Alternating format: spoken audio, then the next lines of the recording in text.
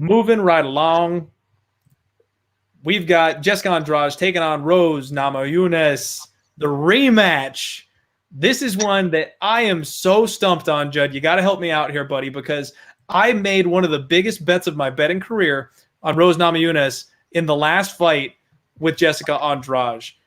And I about cried when Rose got smashed on her head and the fight ended the way that it did, because she looked like a complete beast coming out in that first round. She was definitely winning that fight prior to the slam heard around the world.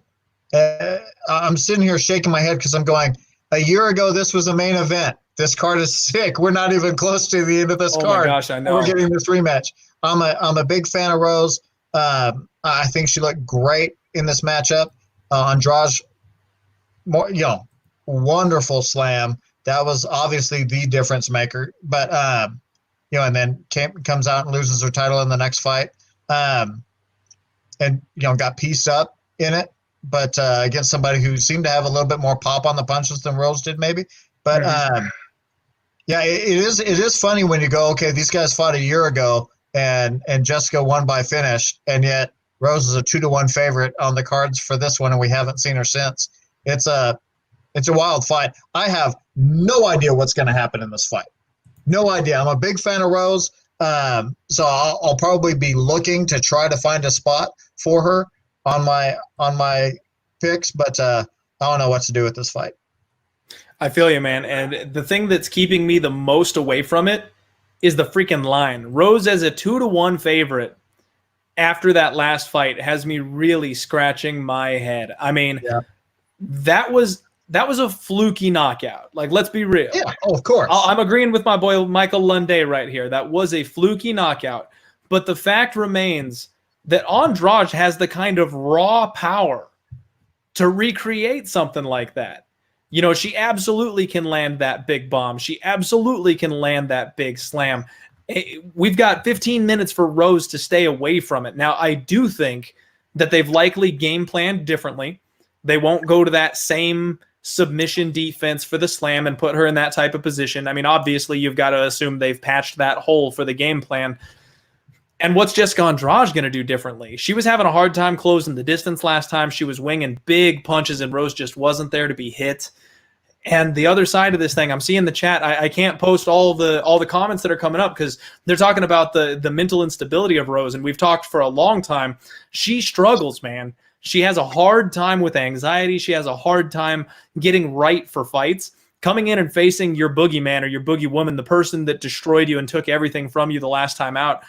How is she mentally here? There's not many fighters that we have to really think about that aspect of their game. Rose is one of them. You have to be very, very concerned and very clear with where she is mentally. And honestly, that's something that is tipping me in her favor here because I've done my Instagram stalking. She's training out of a little corner box style gym. It's a garage, man. And she's got JJ Aldrich in there with her, and she's got Pat Barry, and that's it. And to me, in my opinion, that's the best place that you could possibly be for Rose. She lost a couple family members to COVID-19, and she's done nothing. She's doing the Rocky move, man. She called up her guru. They have locked the door. She's chasing chickens. Like, she's out there doing stuff where there's no distractions. She's climbing the mountain to fight Drago. She doesn't have anyone bothering her right now. And to me, that puts me in a very dangerous mindset for Rose. I definitely want to back her here. I just don't know if I can get there at that price. Yeah, I'm right there with you. You said it perfectly. I mean, when Joanna was at the top of the totem pole, Rose was the one who stepped in there and went monk on her at the weigh-ins, and then came out and pieced her up, and everybody was shocked, including me. She's got some serious skills, and she does have a unique mindset. I like Rose. I was a fan of her when she was on Tough. But 2-1 favorite against the person who just beat. It's tough. It's real tough. But I'm so excited to watch this fight.